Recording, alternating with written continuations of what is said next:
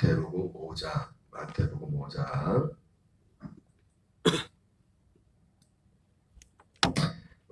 5장 17절부터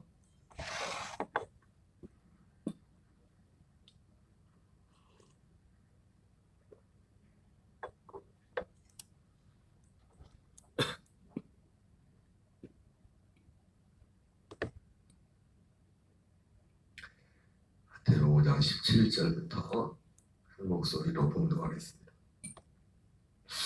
내가 율법이나 선지자를 폐하러 온 줄로 생각하지 말라. 폐하러 온 것이 아니요 완전하게 하려 함이라. 진실로 너희에게 이르노니 천지가 없어지기 전에는 율법의 1.1획도 결코 없어지지 아니하고 다 이루리라. 그러므로 누구든지 이 계명 중에 지극히 작은 것 하나라도 버리고 또 그같이 사람을 가르치는 자는 천국에서 지극히 작다 일컬음을 받을 것이요 누구든지 이를 행하며 가르치는 자는 천국에서 그다 일컬음을 받으리라. 내가 너희에게 이르노니 너희 의가 서기관과 바리새인보다 더 낫지 못하리라. 아멘.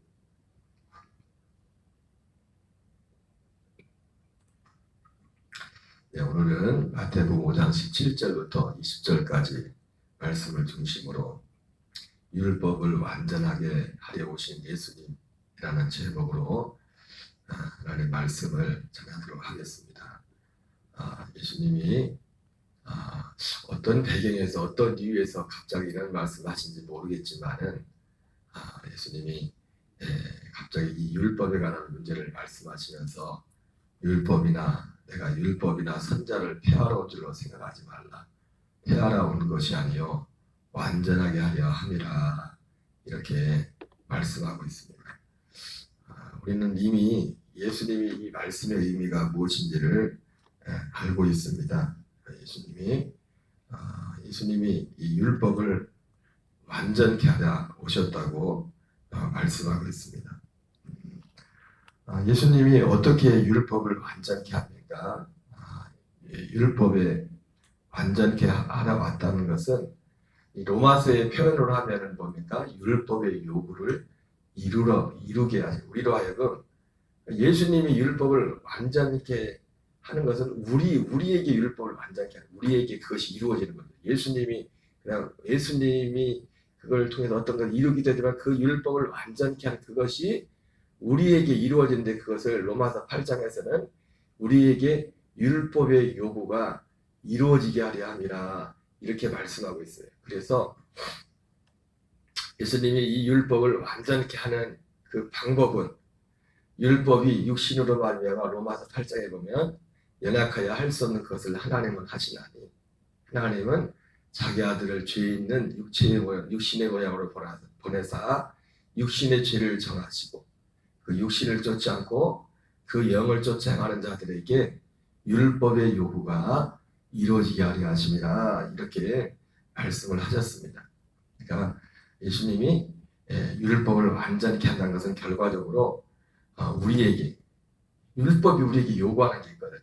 우리를 향해, 우리 사람들에게 요구하는 그 율법이 요구하는데, 그 율법의 요구를 우리에게서 이루어지게 한다는 겁니다. 우리에게.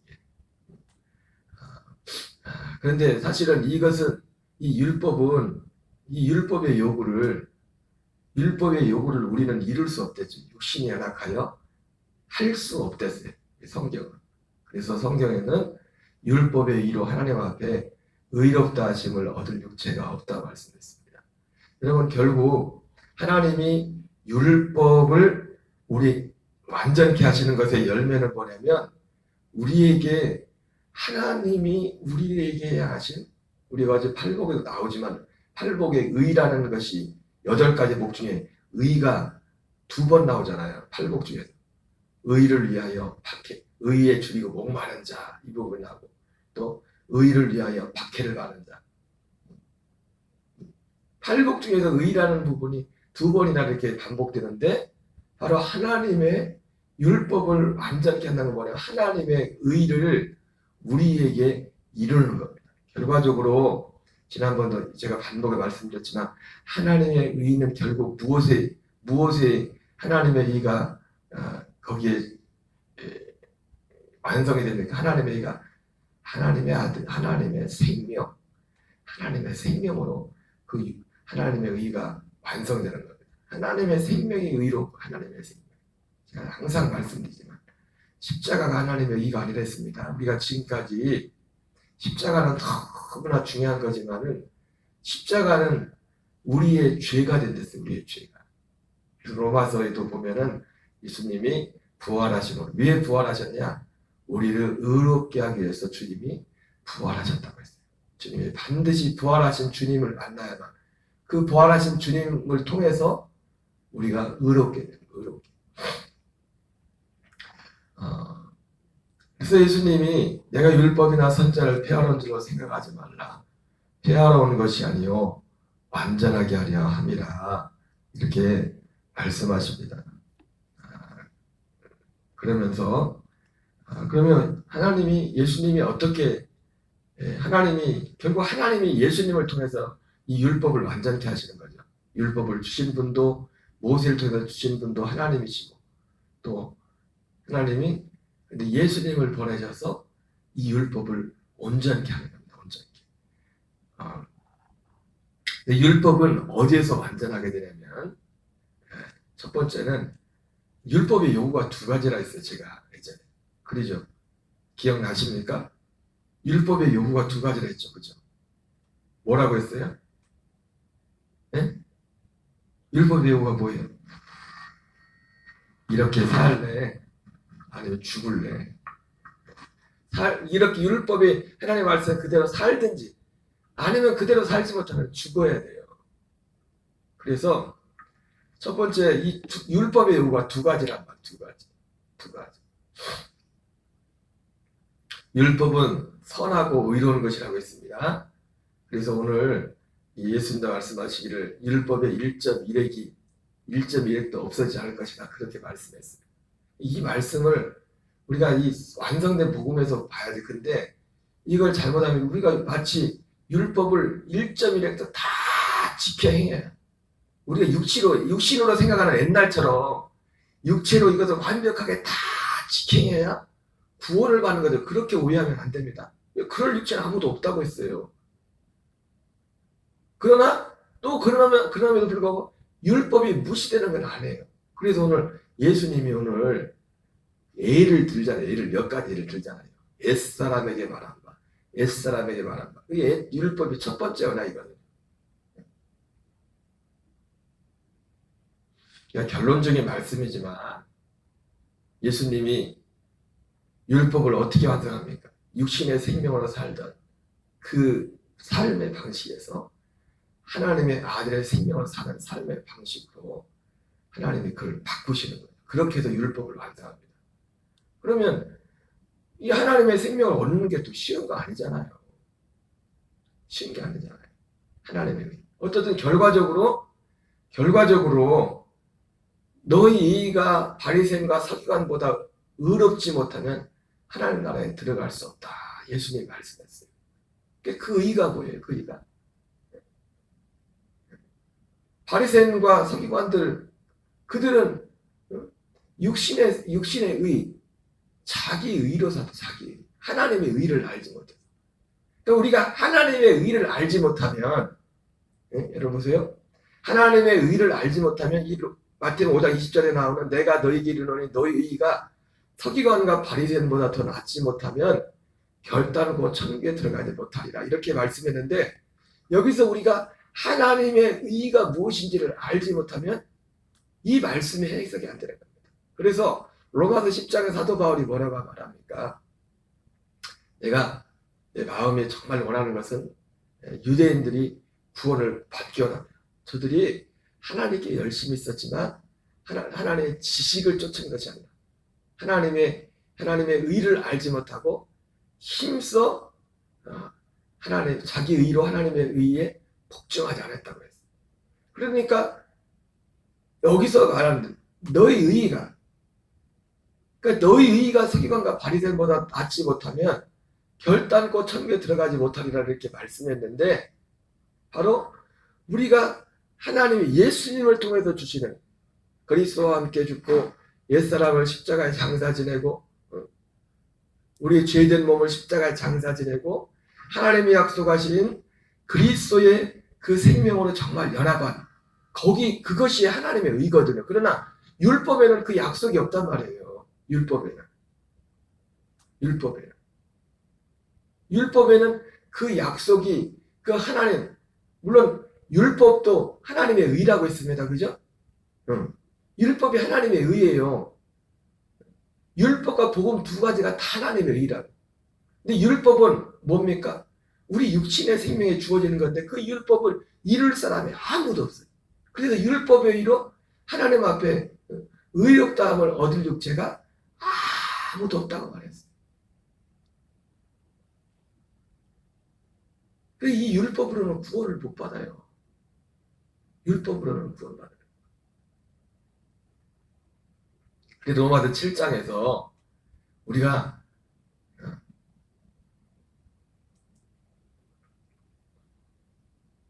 사도 바울이 결혼 관계를 비유를 해서 율법이 이 남편과 아내의 관계가 둘이 살아있을 때 다른 사람한테 가면 뭐라고 했어요? 그건 죄라고 했어요. 그러나 한 사람이 남편이 됐든 아내가 됐든 사별을 내고 난 후에 다른 사람하고 결혼관계가 아니라 그거는 불법이 안 됐어요. 그래서 사도 바울은 그 결혼관계를 통해서 우리가 어떻게 이 율법을 요구를 이루느냐, 율법에 대해서 죽어야 돼요. 하나가 죽어야 돼요.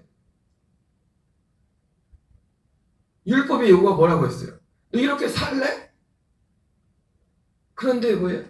아니면 이렇게 지금 남편과 아내가 살았을 때는 남편과 그 관계를 가지고 살아야 돼요. 그런데 어떻게 됩니까? 그런데 그렇게 살지 못하면 뭐예요? 불법이 된단 말이에요. 그런데 한 사람이 죽으면 다른 데 장가가도 그게 불법이 되지 않아요.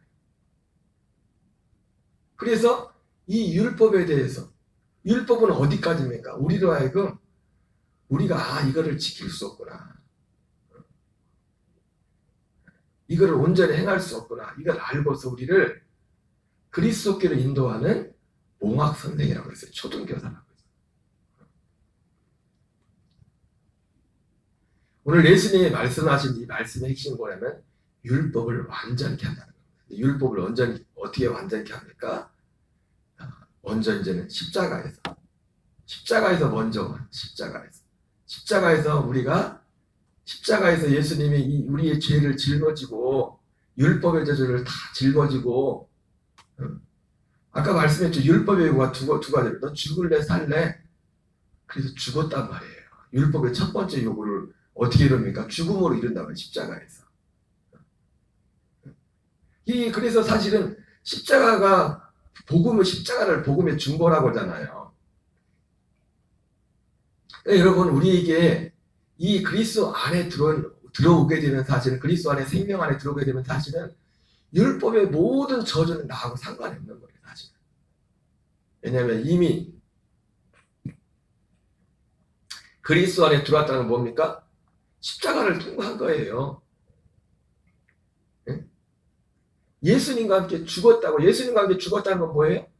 이제는 율법과 빠이빠이 했다는 겁니다. 율법의 저주에서. 그래서 갈라디아서 사도 바울이 뭐라고 할까? 예수님 오신 것이 율법의 저주에서 우리를 성량하신 거예요. 성량. 그게 어디서 이루어져요? 십자가에서 이루어져요. 십자가에서. 우리가 이 약속 하나님의 일을 바라면서 우리가 이 세상에 대해서, 내 옛사람에 대해서, 죄에 대해서 정말 죽을 길이 없는데 어떻게 죽어요? 믿음으로 죽는 겁니다. 내가 그리스도 예수와 함께 십자가에 못 박혀 죽었나니. 그래서 이 율법을 어떻게 완전케 하느냐? 먼저는 예수님께서 예수님의 십자가를 통해서 율법을 완전케 한다. 예수님이 오늘 율법을 폐하려는 것이 아니라 율법을 완전케 한다고 했죠. 율법을 완전케 하는데 어떻게? 율법을 완전케 한다는 것은 율법의 요구를 이루어준다는 거였어요. 율법의 요구를 율법의 요구가 두 가지예요. 네가 이렇게 살래? 죽을래? 그런데 못 살아. 죽어야 돼. 첫 번째 죽음에 대한 요구를 어디서 이룹니까? 십자가에서 이뤄요. 십자가에서. 여러분 이거를 잘 하세요. 율법을 완전케 한다는 것과 그 의미가 뭐라고요? 율법의 요구를 우리에게 이룬다는 거예요. 예수님 입장에서 내가 율법을 완전케 한다, 하라 왔다 이렇게 말씀했는데 우리에게는 그게 어떻게 이루어지는 거냐? 율법의 요구가 이루어지는 거예요. 그래서 그 율법의 요구가 두 가지인데 또 이렇게 살래? 죽을래? 그래서 첫 번째 요구인 죽음의 요구가 이루어지는 거예요. 이 율법의 저주에 대해서. 우리가 죽고 그래서 그리스도와 함께 죽음으로 로마서 8장 말씀했죠. 율법이 육신으로 말미암아 연약하여 할 수 없는 것을 하나님은 하시나니 하나님이 죄 없는 아들을 죄 있는 육신의 모양으로 보내서 그 육신의 죄를 정하시고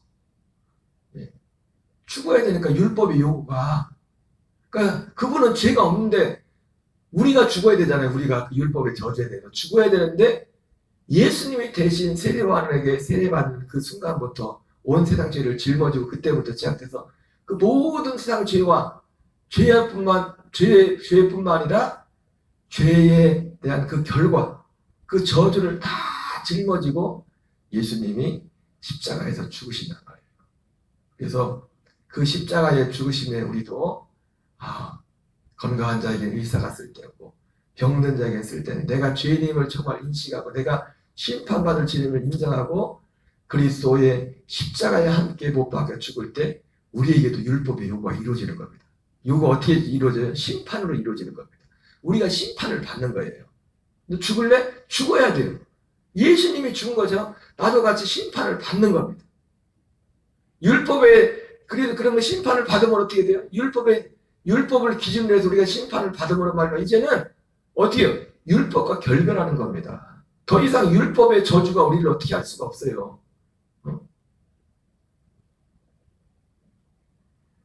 그래서 로마서 7장 4절에 그리스도와 함께 십자가 박혀 죽었어. 그러므로 이제 다르니 곧 죽은 자에게서 살아나심에 가서 하나님을 위하여 열매를 맺게 합니다. 그래서 이 예수님이 율법을 어떻게 완전케 하냐. 율법의 요구가 두 가운데서 두 부분에 나눠져서 율법의 요구가 이루어집니다. 하나는 십자가에서 율법의 요구가 이루어지고 두 번째는 어디였습니까?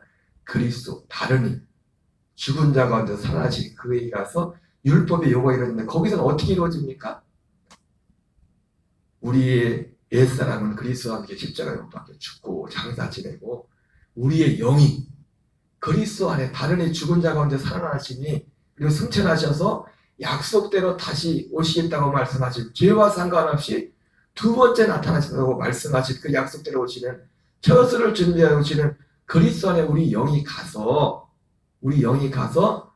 거기서 우리가 창세전부터 약속했던 그리스도 안에서 우리가 성령 죄사함을 받고 그리스도의 생명을 얻는 겁니다. 그래서 율법의 요구가 이루어져요. 육신을 쫓아. 그래서 어떻게 살 수 있는? 우리 육신의 생명 사는 게 아니라 이제는 그 영을 쫓아가는 자예요. 우리가 새로운 영이 되는 겁니다. 새로운 영. 아들의 영을 받게 되는 아들의 생명이 되는 겁니다. 그래서 육신을 쫓아. 그래서 육신을 쫓아가고 그 영을 쫓아가는 자들이에요. 여러분 우리가 거듭나지 않으면 십자가에 못 박지 않으면 원튼 원하지 않던 우리는 일단 육신을 쫓아 행할 수가 없어요. 물론 지금도 현실적으로 우리에게는 육신의 소욕과 성령의 소욕이 함께 공존하고 있다고 성경은 말씀하고 있습니다. 그럼에도 불구하고 그리스도 안에 온 사람은 이제는 율법에 대해서 끝난 겁니다. 우리 육신은 그리스도와 함께 십자가에 죽은 거예요. 물론 바울이 말했던 것처럼 날마다 우리는 십자가에 우리를 못 박아야 됩니다. 그러나 실제적으로 우리는 그리스도와 함께 십자가에 못 박아 죽어 끝난 거란 말이에요. 그리스도 안에 들어온 사람. 이걸 믿음으로 산다는 거예요. 그렇게 여기라는 거예요. 그렇게 여기는데 이것을 없는 거를 그냥 여기는 게 아니라 이 믿음 안에 들어온 사람은 실제로 이 과정을 거쳐서 이 그리스도의 생명 안에 들어왔기 때문에 여러분 결국 우리가 바리새인과 서기관보다 의롭게 사는 길은 하나밖에 없어요. 그리스도의 이 생명 안으로 들어. 그러니까 그 의라는 것도 어떤 하나 우리가 바리새인과 서기관보다 의로울 수 있는 건 뭡니까? 그 의 자체가 로마서 10장의 표현으로 말하면 자기 의와 하나님의 의의 차이예요. 자기 의로 사는 애야. 바리새인과 서기관들은 자기 의로 사는 사람들입니다. 육신의. 그러나 예수님 말씀은 너희가 바리새인과 서기관보다 더 나은 의는 뭡니까? 하나님의 의, 그리스도의 생명, 그 생명으로 사는 거예요. 생명으로. 그래서 예수님이 오늘 말씀하신 내가 너희에게 이르노니 너 의가 서기관과 바리새인보다 더 낫지 못하면 결단코 천국에 들어가지 못하리라. 예수님이 여기서 말씀하신 이 말씀이 그런 의미인 겁니다. 그래서 여러분 결과적으로 오늘 예수님이 내가 율법이나 선자를 폐하러 온 줄로 생각하지 말라. 폐하러 온 것이 아니라 완전케 하십니다. 그러니까 오늘 어떻게 예수님이 율법을 완전케 하시는지, 어디에서 율법이 요구가 이루어지는지 그것을 말씀을 드렸어요. 결국 그 율법을 완성함으로 하나님이 우리에게 이루어온 건 뭡니까? 하나님의 의를 드러내는 겁니다. 의를. 그래서 복음에는 하나님의 의가 나타났어요. 근데 이 의는 어떤 애예요? 율법의 의가 아니에요. 그래서 로마서 그 복음에서 하나님의 의를 말하면서 뭐라고 말합니까? 율법 외에 하나님의 한 의가, 율법의 의와 다른 하나님의 의를 말하는 거예요. 그 의가. 그 의가 뭐예요? 하나님의 약속하신, 창세부터 약속하신 아들의 생명을 말하는 겁니다. 그 생명이 하나님의 의예요. 그래서 예를 들잖아요. 마태복음 5장 21절에 옛사람에게 말한 바 살인하지 말라. 누구든지 살인하면 심판을 받게 되리라 하였다는 것을 너희가 들었으나, 여러분, 그리고요 자기 의로 사는 사람과 하나님의 의로 사는 사람의 결국 결정적인 차이가 있어요. 자기 의로 사는 사람은 결국 나중에 남는 게 뭐가 남아요? 자기가 남는 거예요. 자기가 살았습니다. 그러나 하나님의 의로 사는 사람은요 자기가 없어요. 왜?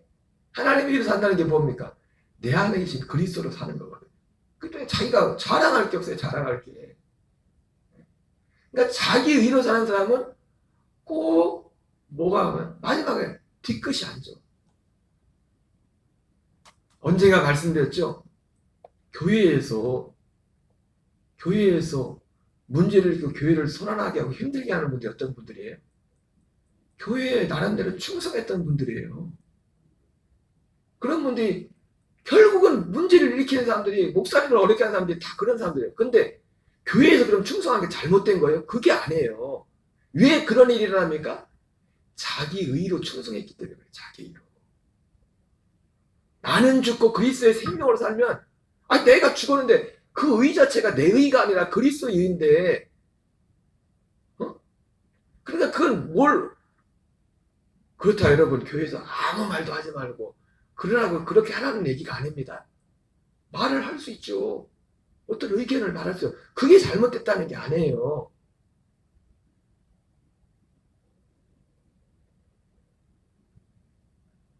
자기애는 뭡니까? 끝까지 이거 이렇게만 해야 된다는 거예요. 이렇게만. 여러분 오늘 이 마태복음도 뒤에 이 예수님이 말씀하시면 나오지만 도무지 맹세하지 말라고 하잖아요. 구약시대 네 사람에게는 하나님께 맹세한 건 다 지키라고 했는데 맹세하지 말랬잖아요. 땅으로도 하늘로도 맹세하지 말라. 왜? 우리는 우리 힘으로 맹세한 거를 우리 그 의미 속에는 뭐가 있냐면 육신으로 스스로 살지 말라는 거예요. 맹세하지 말라는 말 속에. 여러분 사도 바울이 선교여행하는 하나님이 하는데도 사도 바울이 어떻게 했어요? 처음에는 2차 선교여행 때 빌립보 지역을 선교할 때 어떻게 했습니까? 처음부터 빌립보 거기 계획이 없었어요. 그러니까 빌립보를 가야지. 계획이 없었다. 어떻게 했어요? 1차 선교행 지역을 신방하고 좀 그 지역, 다른 그 지역을 더 하려고 했단 말이에요. 근데 예수의 영이 그것을 허락지 않았다 했어요. 거기 하는 거. 바울 스스로는 계획이 여기를 하려고 하고 있었는데